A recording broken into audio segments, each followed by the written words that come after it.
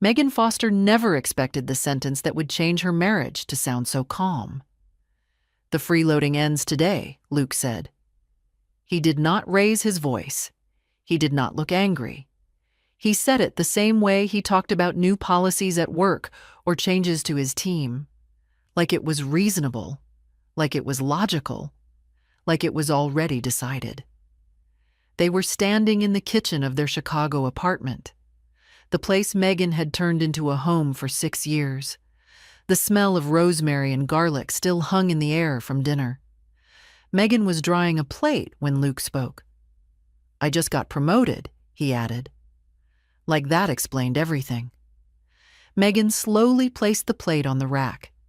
She did not turn around right away. She knew that tone. It was the tone of a man who had practiced something in his head until it sounded fair. "You heard me?"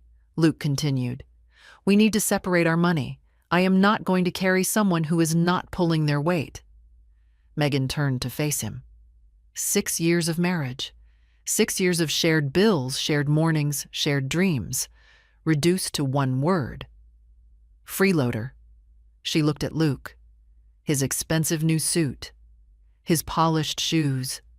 The confidence that came with a higher title and a bigger paycheck. "What do you mean?" she asked quietly. "I mean, we need financial independence," Luke said. "My money should be my money. Your money should be yours. We split expenses. We keep things fair." "Fair." Megan nodded once. "Okay," she said. Luke blinked. He had been ready for a fight, for tears, for anger, for guilt. He was not ready for agreement. "Okay," he repeated.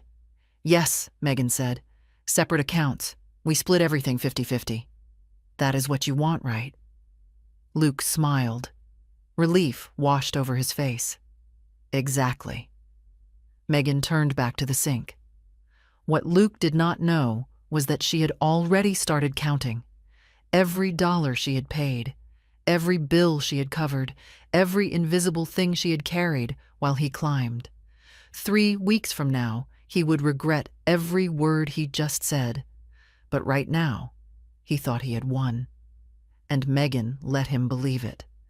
Megan Foster was not the woman Luke thought she was. To him, she was just a teacher, a simple job, a steady paycheck. Nothing impressive compared to his corporate career. That was the story he told himself. It was also the story his mother loved to repeat. What Luke never bothered to look at was everything behind it. Megan taught at a private school during the day, but in the evenings and on weekends she ran her own tutoring business.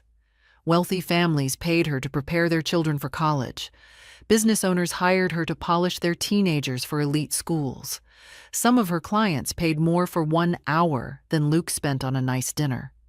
The money went into the joint account. Quietly. No announcements, no applause. Megan also ran the house. She paid the bills. She tracked subscriptions. She booked doctor appointments. She handled repairs when something broke. She made sure groceries appeared in the fridge and clean clothes appeared in the closet. Luke never saw the work. He only saw the result. Dinner on the table, lights on. His suits cleaned. His social calendar organized. His mother's birthday remembered every single year. Luke thought those things just happened. They did not. They happened because Megan made them happen. While Luke built his career, Megan built the system that allowed him to do it. She absorbed stress so he could focus. She spent money so he would not have to think about it. But when people stop seeing the system, they start thinking the system is free. That was how Luke came to believe his life ran on his salary alone. That was how he came to call the woman who held everything together a freeloader. And Megan was about to let him discover how wrong he was. Luke did not come up with the idea of separating money on his own. It was planted. His mother, Patricia Foster, had been whispering into his ear for months, always gently, always disguised as concern. "You work so hard," she would say. You deserve to enjoy what you earn. You should not have to support another adult." She never raised her voice. She never accused Megan directly. She simply kept repeating the same idea until it sounded like truth. Patricia believed a wife should orbit her son, not stand beside him. In her world, men brought home money and women were supposed to be grateful. When Megan paid for things, it made Patricia uncomfortable. It did not fit the picture she wanted.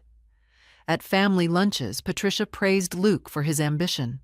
She talked about his future, his career, his success. Megan sat at the same table but felt invisible. When Luke got his promotion, Patricia was thrilled. To her, it was proof that he no longer needed to depend on anyone. "This is your moment," she told him. "Now you can finally take control of your life." Control was the word that stuck. By the time Luke walked into that kitchen and told Megan the freeloading ends today, he believed he was doing something brave. He believed he was standing up for himself. What he did not understand was that he was standing on the very person who had been holding him up all along. And when that support disappeared, everything was going to start falling. 2 days later, Megan and Luke sat side by side at the downtown bank. The building was quiet and polished. Soft lighting, clean desks, the kind of place designed to make money feel safe. A woman named Jennifer greeted them with a professional smile.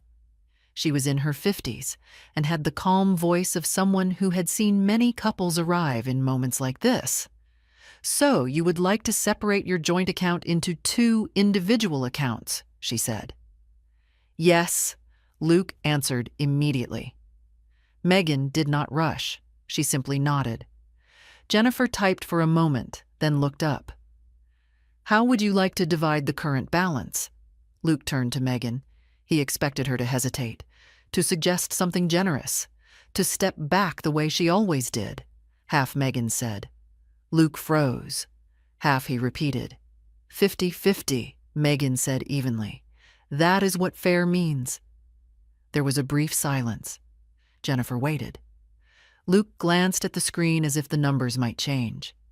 "Fine," he said. Half. Papers were printed. Forms were signed. Their shared account was about to become history. Jennifer explained how the money would be transferred, how new cards would arrive, how future deposits would go into their separate accounts, and household expenses, Jennifer added. How would those be handled? "We split them," Luke said. 50-50. Megan reached into her bag and pulled out her phone. "Then we should track them." "Track them?" Luke asked. "A shared spreadsheet," Megan replied. "Every grocery run, every household item, every bill.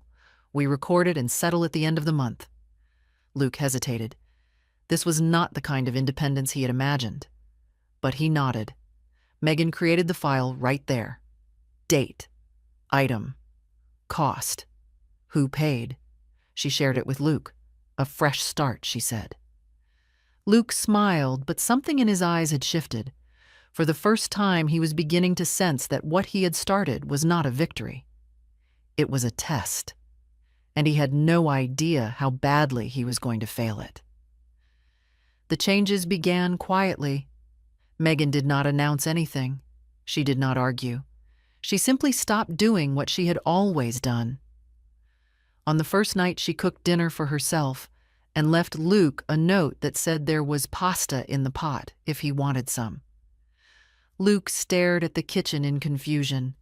He was used to plates appearing in front of him, used to meals being warm and ready. He served himself. He could not find the sauce. He reheated it even though it was already hot. The next morning, Megan made coffee only for herself. Luke poured instant coffee into his mug and frowned at the taste. Groceries were another shock.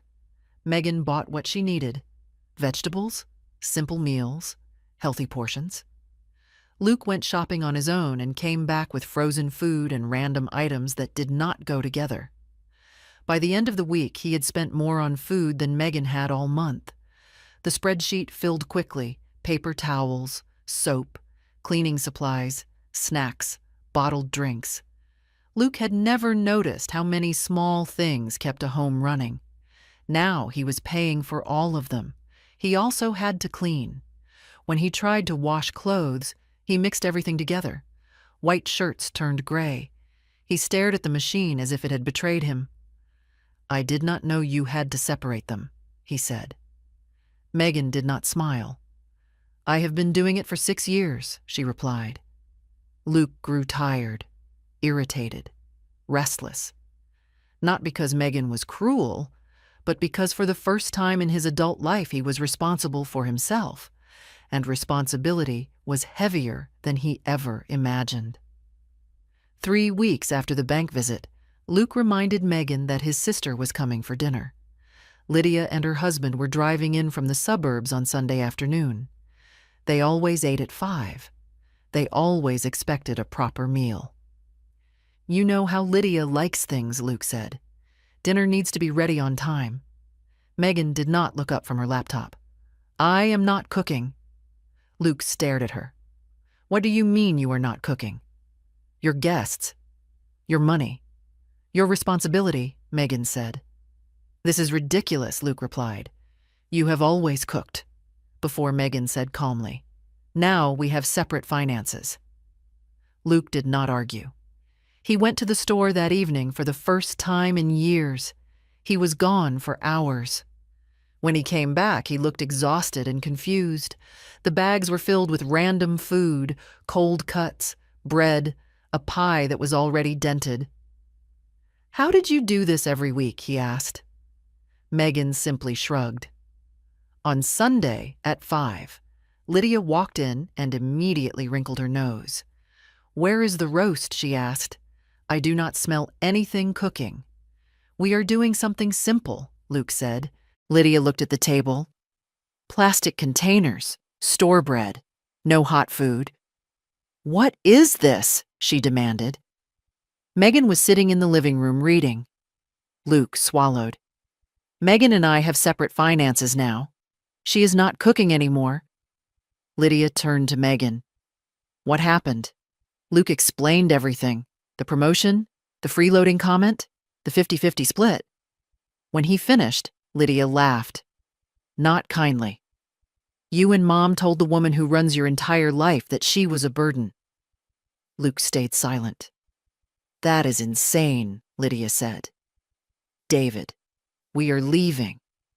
She leaned down and kissed Megan on the cheek. "You deserve better." Luke stood in the middle of the room, staring at the food he could not even prepare. For the first time, he saw how alone he had made himself. After Lydia left, Megan walked to her desk and brought back a folder. She placed it on the table between them. "Everything is in here," she said. 6 years of numbers. Luke looked at the folder but did not open it. Megan did. "My income," she began. "Teaching and tutoring. Almost $400,000. Luke frowned. "Housing." Megan continued. "Rent, utilities, internet. The portion I paid beyond half. Over $48,000. His mouth opened slightly. "Food," Megan said. "Groceries, household supplies, gifts for your family, holidays, birthdays, over $30,000. She paused. "Your golf membership, too." Luke stared at the pages. "I thought those things just happened," he whispered. "They happened because I paid for them," Megan replied. She turned to the final section. 15 hours a week of cooking and cleaning, 10 hours of managing schedules and family events. If I charged even the minimum rate, it would be nearly $200,000 more. The room went silent. Luke looked smaller now. "I did not know," he said. "You did not look," Megan replied. Luke rubbed his face. "What do you want from me?" Megan closed the folder. "I want to be seen." For the first time since this began, Luke understood that the woman he called a freeloader had been carrying his life on her back, and that weight was finally crushing him instead. That night, Luke's phone rang. It was his father, Richard. Luke put it on speaker. I heard everything Richard said. Lydia told me. Luke did not speak. You do remember who planned every birthday, every holiday, every family visit, Richard continued. Silence. It was Megan, he said. She made this family work. Luke swallowed. You lived comfortably because your wife paid with her time and her money, Richard said. And you called that freeloading. I did not mean to hurt her, Luke said quietly. Intent does not erase damage, Richard replied. You took without seeing. That is worse. Richard paused. If you want to keep this marriage, you need to learn to value what you have before it is gone. The call ended. Luke sat on the couch staring at the dark screen. For the first time, he was not angry. He was ashamed. Luke did not suddenly become a better man. He became a confused one. The next week he tried to do things Megan had always done. He washed clothes and ruined half of them. He vacuumed and broke the machine. He cooked eggs and burned them into the pan. I do not know how you did all of this, he said one night. Megan answered without emotion. I had no choice. Luke began to feel the weight of his own life. Grocery lists, cleaning schedules, bills, work. Nothing felt simple anymore. He came home tired in a way he never had before. Not tired from meetings, tired from existing.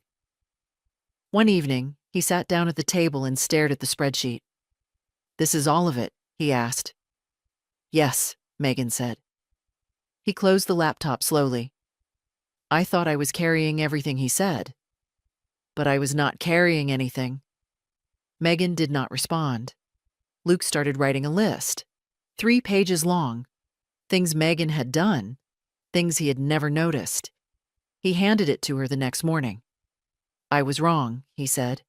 I was blind. Megan looked at the pages. She did not forgive him, not yet. But for the first time, Luke was finally learning what partnership actually meant. 6 months passed. The house did not magically become perfect. But Luke was different. He made his own grocery lists now. He learned which vegetables lasted and which spoiled fast. He cooked simple meals that slowly became better. He washed clothes in separate loads. He cleaned without being asked. Megan no longer reminded him. She also no longer carried him. Luke felt the difference every day. The effort it took to keep a life running. The quiet work that had once been invisible to him. One evening, he sat down and sighed. I do not understand how you did this while also working full-time, he said. Because someone had to, Megan replied. Luke nodded. For the first time in his life, he respected the weight Megan had carried. Not as an idea, but as something he could finally feel. Patricia came over one Sunday afternoon. She did not arrive with her usual confidence. She sat across from Megan and folded her hands. I was wrong, she said. I judged you without knowing anything. Megan waited. I told Luke things I should not have said, Patricia continued. I made you sound small. Megan met her eyes. You did. Patricia swallowed. I am sorry. It was not loud. It was not dramatic. But it was real. Megan nodded once. Thank you for saying that, she replied. Luke watched quietly. For the first time, his mother was not in control of the story. Megan was. Luke stood in the kitchen one morning making coffee the right way. Megan watched him for a moment before speaking. They had not gone back to a joint account yet. They had not erased what happened, but they had rebuilt something better. I got offered another promotion, Luke said. Megan looked up. I did not say yes yet, he added. I wanted to talk to you first. That was new? I do not want success if it costs us again, Luke said. Megan stepped closer. I was never against your ambition, she said. I was against being invisible. Luke nodded. We can hire help. We can adjust schedules. We can share the load. That is what partnership means, Megan replied. Later that day, Luke asked about going back to a joint account. Only if respect stays, Megan said. It will, he answered. Some stories end with someone walking away. This one ended with two people learning how to finally see each other. If this story spoke to you, like, share and comment. Sometimes the strongest revenge is not leaving. It is refusing to be invisible ever again.